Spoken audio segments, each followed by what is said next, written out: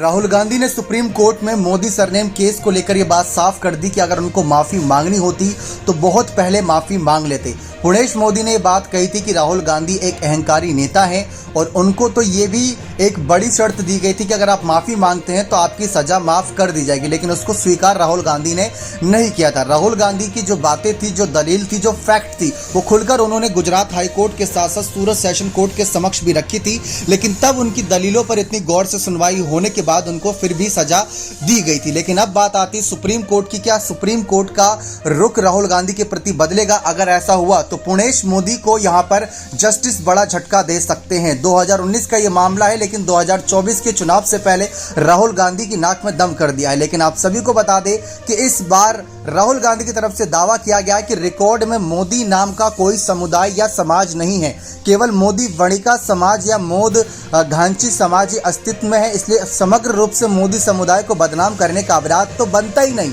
और उसके बाद यहां पर राहुल गांधी ने कहा कि उनका मामला असाधारण है क्योंकि अपराध मामूली है और एक सांसद के तौर पर अयोग्य ठहराए जाने से उन्हें अपूरणीय क्षति हुई है। इसके लिए प्रार्थना की जाती है कि राहुल गांधी की सजा पर रोक लगाई जाए, जिससे वे लोकसभा की चल रही बैठकों पर और उसके बाद के सत्रों में हिस्सा ले सकें।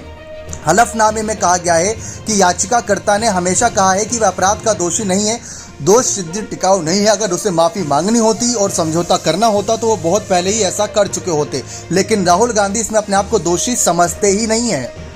और ये पहली बार नहीं है जब राहुल गांधी ने प्रधानमंत्री नरेंद्र मोदी को कुछ भली बुरी बातें कही। इससे पहले आपको याद होगा चौकीदार चोर है, ऐसे तमाम बातें राहुल गांधी ने कही थी और उसके बाद जब उन पर केस हुआ था तो उन्होंने माफी भी मांग ली थी। ऐसा नहीं था कि माफी नहीं मांगी, जहां पर अपनी गलती समझी, जहां पर उनको लगा माफी मांगनी चाहिए, वहां पर उन्होंने माफी मांगी। लेकिन राहुल गांधी इस बार अपने कहीं ना कहीं जवाब पर अड़िग है कि ना तो कोई ये जो मोदी समाज अपने आप को बता रहे हैं इसको लेकर कोई यहाँ पर बड़ा ऐसी कोई बात नहीं है। पुणेश मोदी खासकर ये तो कोई शिकायतकर्ता बनते ही नहीं क्योंकि ये वहां पर मौजूद ही नहीं थे। लेकिन जो इलेक्ट्रॉनिक सबूत ये बात कह रहे हैं कि हमारे पास वीडियो साक्ष्य मौजूद हैं और वहां पर मौजूद कई गवाह भी हैं जिन्होंने सुना था राहुल गांधी के मुंह से, तो वो सारी बातें जो कह रहे हैं ये उनके ऊपर लागू ही नहीं होती। उन्होंने नाम लिया था और ये तमाम बातें उन्होंने इस तरीके से रखी थी कि एक समुदाय को वो नुकसान या फिर उनका मान सम्मान गिराना नहीं चाहते थे, बल्कि किसी पर्टिकुलर व्यक्ति पर निशाना साधना चाहते थे जो कि पीएम मोदी थे। ये उनका मकसद था, जो बात उन्होंने स्वीकार करी। लेकिन अब इसके बाद देखते हैं जस्टिस का क्या फैसला रहता है।